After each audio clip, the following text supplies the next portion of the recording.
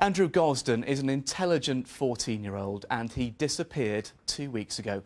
He hasn't been seen since. Every day his mother is out searching for him, putting up posters and hoping for sightings. At 11:25 a.m, a 14-year-old boy walks out of King's Cross Station in London. He's alone. No one meets him. No one follows him. He doesn't look lost. He doesn't hesitate. He just walks out of frame and disappears. No phone, no contact, no confirmed sighting ever again. Mystery surrounds the disappearance of a schoolboy from Doncaster who hasn't been seen for nearly 2 weeks. You hope against hope that he is looking after himself in some way. But here's the problem. Everything he did that morning looks deliberate, calculated, planned just enough to raise one question that still hasn't been answered. Why did he go there at all? You go round and round in circles thinking, well, probably they've been murdered, maybe they committed suicide, perhaps they're alive and well somewhere. And this is the open file.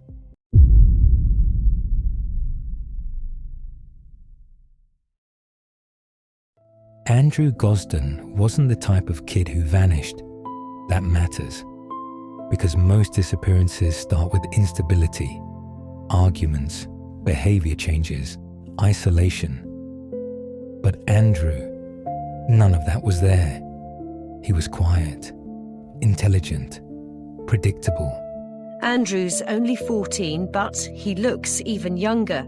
He's a bright boy, good at school, but he's also very shy.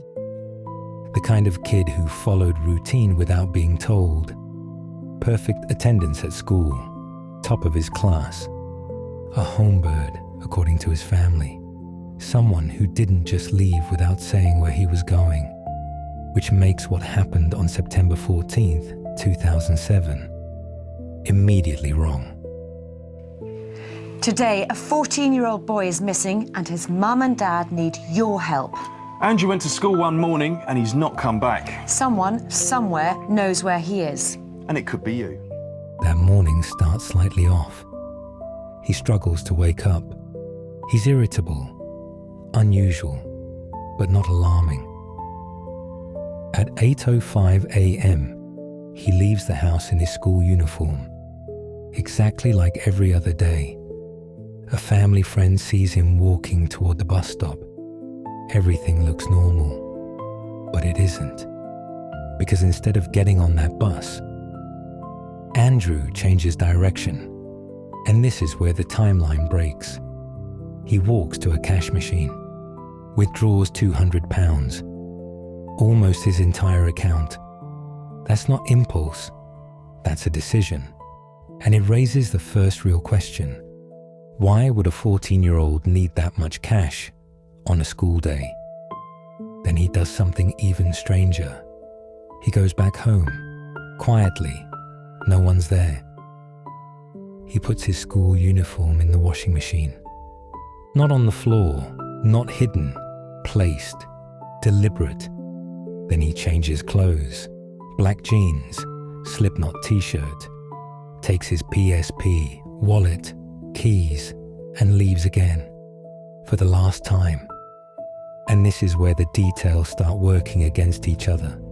He is good company, he is witty, he was just gentle and a pleasure to be around, really.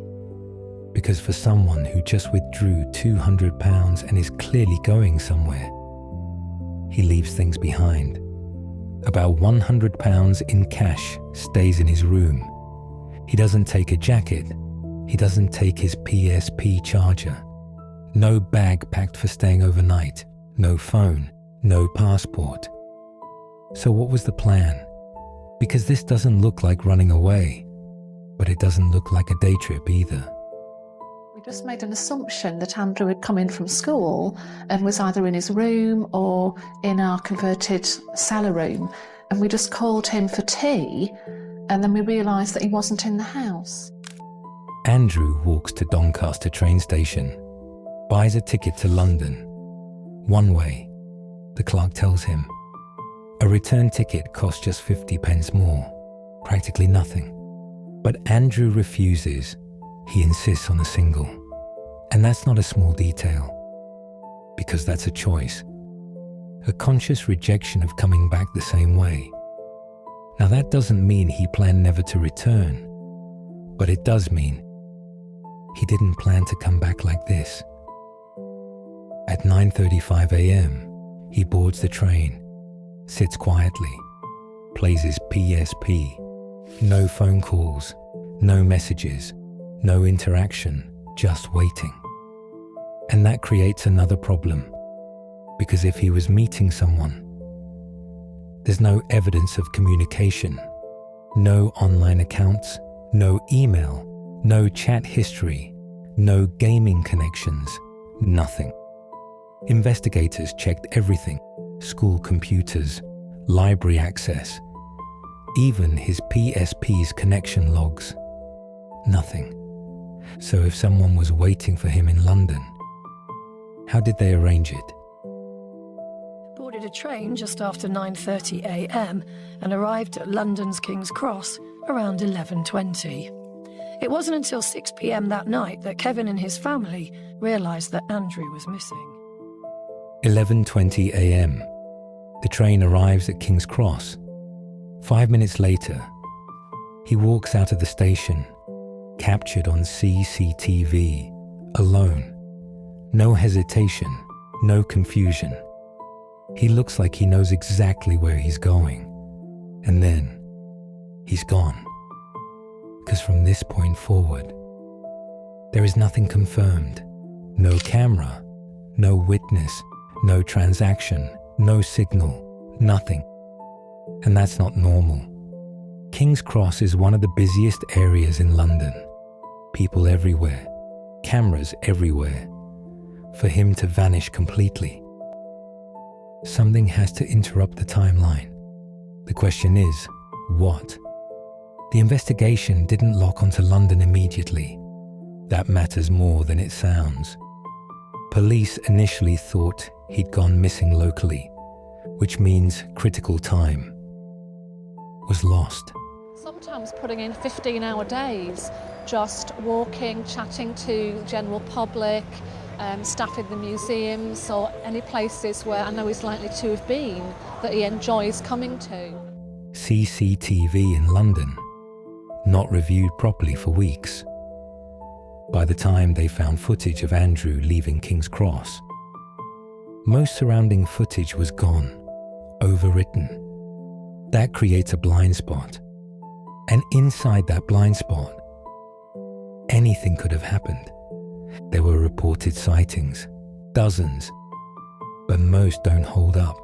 So basically, when we got as far as getting some dinner together, we called.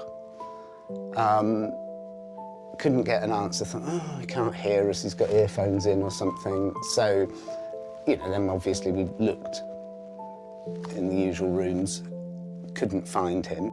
We eventually were able to establish that he'd never been to school. That was the point at which alarm bells really rang. Except a few. One places him at a Pizza Hut on Oxford Street. The same day, another, Covent Garden, close to where he was last seen. But here's the issue. Some of these leads weren't followed up quickly. In one case, a witness wasn't contacted for 6 weeks. So now you're left with something incomplete, possibly real, but unverified, which makes it unusable.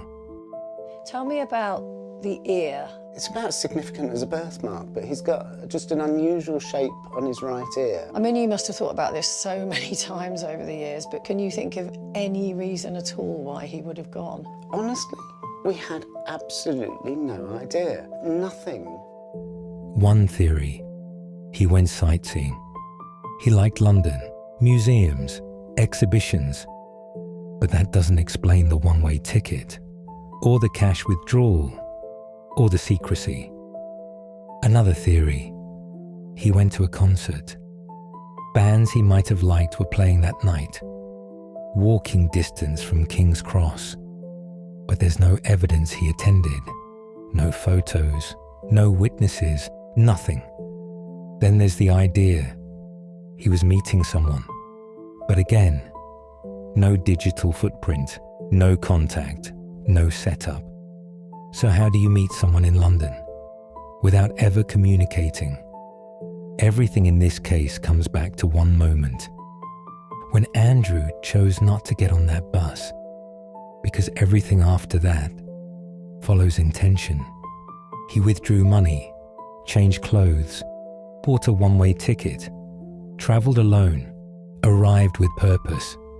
That's not confusion, that's direction. Whatsoever seemed to precede it, and no matter how many times we've been over it in our heads. I mean, if it's something that Andrew decided to do, it was clearly going on in his head only. But here's the contradiction. If he had a plan, why does it disappear the second he leaves the station? Years later, 2 men were arrested in connection to the case. Kidnap, human trafficking. For a moment, it looked like the case might finally break.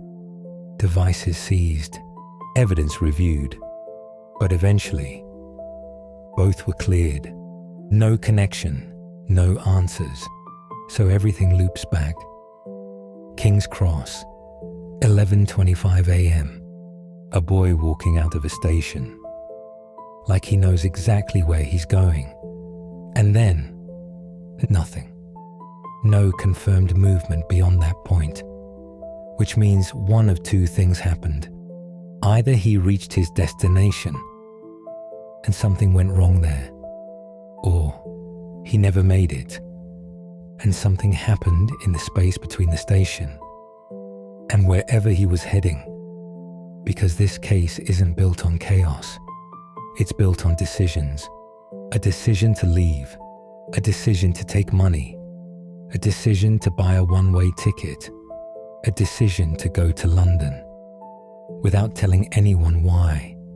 And somewhere after that final decision, the trail ends, not gradually, not with confusion, but completely. 90% are found again within 24 hours, and that's why police are becoming increasingly concerned about the case of Andrew Gosden. Which means the answer isn't random. It's tied to whatever Andrew believed he was walking toward when he stepped out of that station. And whatever that was, is the one piece of this case that's still missing.